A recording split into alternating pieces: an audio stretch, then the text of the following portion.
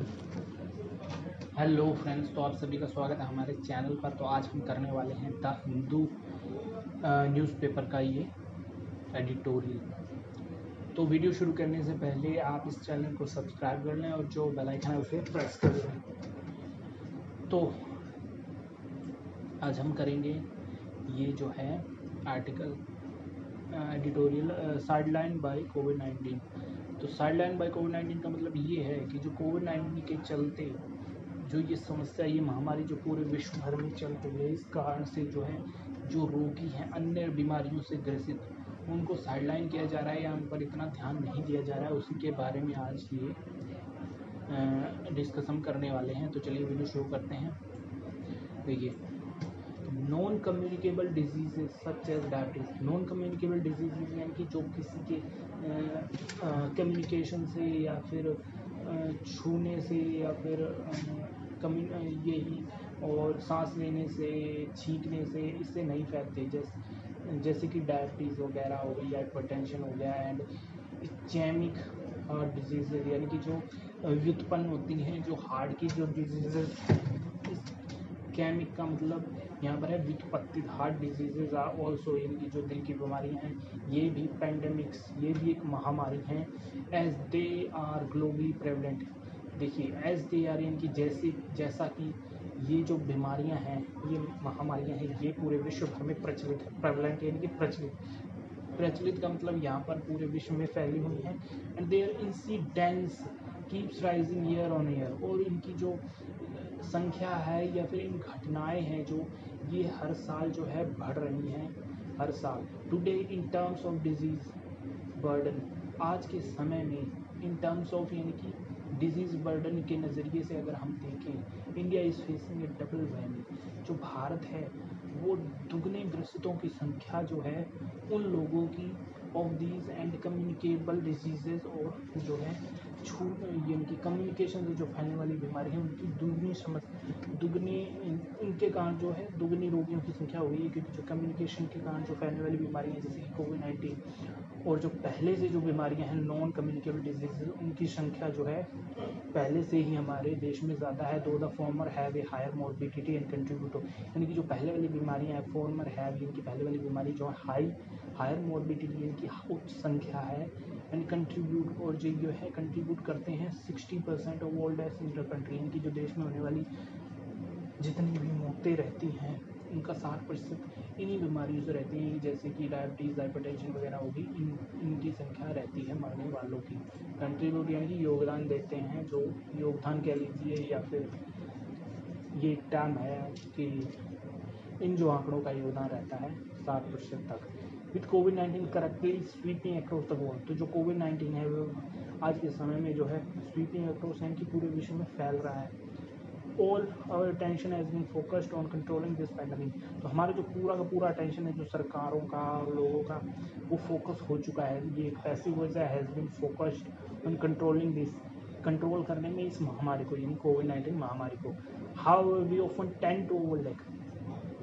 How कभी कभी we often, हम कभी कभी जो है अपने मन में टेंड टू यानी कि हमारे मन में जो विचार आता है या फिर उत्सुक होते हैं ये जानने के लिए, द फैक्ट दैट कोविड-19 can effect patient with diseases such as diabetes, कि जो कोविड-19 है वो उन मरीजों को जिन्हें इस तरह की बीमारियां हैं जैसे कि डायबिटीज़, उन पर क्या असर डालता है और क्या असर डाल सकता है। And the effect is believe to be bidirectional, और जो इसका प्रभाव है, इफेक्ट इज बिलीव, ये पैसिव वॉइस है लेकिन ये इफेक्ट के लिए लिखा गया है बिलीव। इफेक्ट इज बिलीव यानी कि जो जो ये प्रभाव है ये माना जाता है टू बी बाय डायरेक्शनल, दो दिशाओं में होने वाला जो है इसको माना जा सकता है। ये बी जो आया है इसके लिए बाय डायरेक्शनल। तो सार्स कोविड 2 विच कॉजेज, यानी ये वायरस जो है ये एक तो कोविड-19 महामारी को जन्म देता है, यानी कि बाय डायरेक्शन, यानी कि दो प्रकार की इसकी समस्याएं उत्पन्न होती हैं। एक तो ये कोविड-19 महामारी को उत्पन्न करता है, और ये कैन ऑल्सो कॉज, ये जो है और एक और बीमारी को जो है उसका कारण बन सकता है, प्रेसिपिटेट और वर्सन डायबिटीज़, यानी कि ये जो वायरस है ये डायबिटीज़ को और भी ज़्यादा बढ़ाने, प्रेसिपिटेट यानी कि बढ़ाना या फिर और बुरा करना, उसमें योगदान दे सकता है। It can cause stress induced hyperglycaemia compound by the lockdown, यानी कि लॉकडाउन के कारण जो लोग घरों में फंसे हुए हैं, इट कैन यानी कि ये जो है स्ट्रेस को इंड्यूस्ड यानी कि बढ़ा सकता है। और ग्लूकोज के कारण जो यानी कि स्ट्रेस जब बढ़ता है तो ग्लूकोज बढ़ता है। Hyperglycaemia compound by the lockdown के कारण जो होने वाला ये स्ट्रेस है उसको बढ़ाता है। विच इफेक्ट्स वन लाइफस्टाइल, जो एक व्यक्ति की लाइफ को प्रभावित करता है। डाइट एंड एक्सरसाइज, यानी कि जो है ये लॉकडाउन है, लॉकडाउन के बारे में बता रही है ये कि जो डाइट है और एक्सरसाइज है वो नहीं हो पा रही है सुचारू रूप से लोगों की, और ये कारण बनता है वेट गेन लीडिंग टू। इसका सबसे बड़ा प्रभाव होता है जो लोगों का वजन है वो बढ़ रहा है। कोविड-19 कैन अनमास्क लेटेंट डायबिटीज़, तो जो कोविड-19 है अनमास्क का यानी कि जो है उसकी जो रुकावट है वो होने की उसको हटा देता है, यानी कि खुले रूप में ये जो रोग है बढ़ता है। यानी कि कौन सा रोग, जैसे कि डायबिटीज़ हो गया। कोविड-19 जो है वो उस सुरक्षा कवच को लेटेंट यानी कि आंतरिक डायबिटीज़ को बढ़ाता है और उसके जो सुरक्षा होता है उसे हटा देता है और कॉज फास्टर कन्वर्सेशन। उस सुरक्षा कवच को हटाने के बाद जो है जो बहुत ही तेज़ी से इस रोग का जो है फैलाव होता है और ये जो रोग है वो कन्वर्ट हो जाता है। कन्वर्जन यानी कि कन्वर्ट हो जाता है प्री डायबिटीज़ से डायबिटीज़, यानी कि जो जिनको थोड़ा बहुत डायबिटीज़ रहता है उसको कहते हैं प्री डायबिटीज़। यानी जो व्यक्ति है प्री डायबिटीज़ से फुल डायबिटीज़ की ओर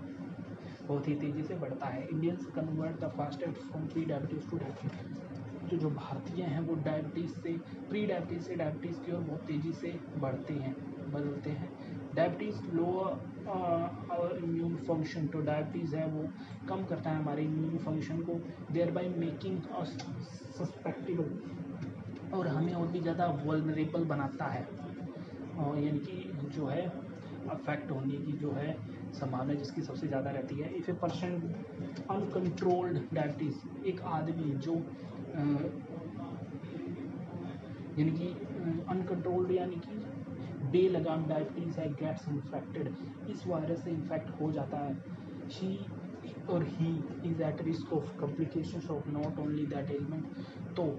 वह जो रोगी है उसे केवल एलिमेंट यानी कि हमें जो कष्ट होती है उसको कहते हैं एलिमेंटरी कष्ट, पीड़ा, तो केवल इस पीड़ा की समस्या के ही कॉम्प्लिकेशन नहीं रहते बट ऑल्सो बल्कि मोर सेवर कोविड-19 इन्फेक्शन, कोविड-19 के भी गहराने का खतरा बना रहता है एंड वर्स आउटकम्स, और बहुत ही भयानक रिजल्ट का भी खतरा रहता है। इवन इंक्रीज मोर्टेलिटी, बल्कि मृत्यु दर को भी बढ़ाता है। Recently a registry has been set up internationally, एक रजिस्ट्री जो है पूरी दुनिया में यानी कि इंटरनेशनल यानी कि अंतर्राष्ट्रीय रूप से एक जारी की गई है टू डॉक्यूमेंट एंड फॉलो, यानी कि इसको डॉक्यूमेंट्री बनाने के लिए यानी डॉक्यूमेंट पे लाने के लिए और and follow up this by direction relationship, और इसके बारे में इनकी जो बाय डायरेक्शन यानी कि जो दोहरा प्रभावी है जो वायरस जो डाल रहा है लोगों की सेहत पर उनके रिलेशन के बारे में जो है डॉक्यूमेंट्री बनाई जा रही है अंतर्राष्ट्रीय रूप से। When a patient with NCDs, यानी कि जब एक पेशेंट जो कि एनसीडीज यानी कि नॉन कम्युनिकेबल डिजीज से इन्फेक्टेड एंड डाइज से इफेक्ट होता है और मर जाता है। One does not always know for sure, तो कोई भी ये बात जो है पूरी तरह से नहीं जानता कि whether the person has died with और ड्यू टू वायरस, कि जो व्यक्ति है वो वायरस की वजह से मरा है या वायरस के साथ मरा है। कहने का मतलब फ़र्क क्या है दोनों में कि क्या उस वायरस के जो असर है उसने शरीर पर असर किया उस वजह से मरा है, या फिर उस वायरस से जो है दूसरा जो रोग है कोई जो उसको पहले गंभीर समस्या थी उसकी गति को उसने बढ़ा दिया उस कारण से वो व्यक्ति मरा है। In reality patients do not come from for their routine checkups, वास्तव में जो है पेशेंट जो है इस समय पर जो है रूटीन चेकअप के लिए घरों से बाहर नहीं आ रहे हैं ऑन टू द लॉकडाउन के कारण and the fear of infection, और जो इन्फेक्शन का डर है उसके कारण, यानी कि ताकि हम इन्फेक्ट ना हो जाएं, इसलिए जो रेगुलर चेकअप के लिए जो है बाकी समस्याओं के रेगुलर चेकअप के लिए लोग जो है घरों से बाहर नहीं आ रहे हैं। Even those with cardiac related, बल्कि वो लोग भी जो कार्डिक रिलेटेड यानी कि चेस्ट पेन से जो ग्रसित हैं टेंड टू डिले, वो भी टेंड टू यानी कि वो भी ऐसा समझते हैं, या फिर उनके मन में इस बात की भावना रहती है कि डिले की जो है डॉक्टर के पास जाने की जो डेट है उसको डिले किया गया, to delay visiting their doctor until it is too late, कि डॉक्टर के पास जो है ना जाया जाए until it is too late, की ताकि जो है जो उनको इन्फेक्शन का खतरा ना हो, और जो है जो ये समस्या है इससे बच ना पाएंगे, यानी कोविड-19 से। Another problem is that many hospitals insist on knowing, एक और बड़ी समस्या ये है कि जो हॉस्पिटल्स हैं ज़्यादातर वो जो पेशेंट्स हैं उनको इंसिस्ट करते हैं, यानी कि उन पर दबाव डालते हैं उनके कोविड-19 स्टेटस के बारे में जानने के लिए बिफोर एडमिटिंग, भर्ती करने से पहले, ताकि वो अपना चेकअप कराएं हॉस्पिटल में भर्ती होने से पहले। And often turn them away, और कई बार तो उनको वापस भी भेज देते हैं, leading to loss of precious time, इस कारण के चलते कि उनके पास जो बहुमूल्य है उसकी कमी है, बहुमूल्य समय की कमी है, which can have direct consequences,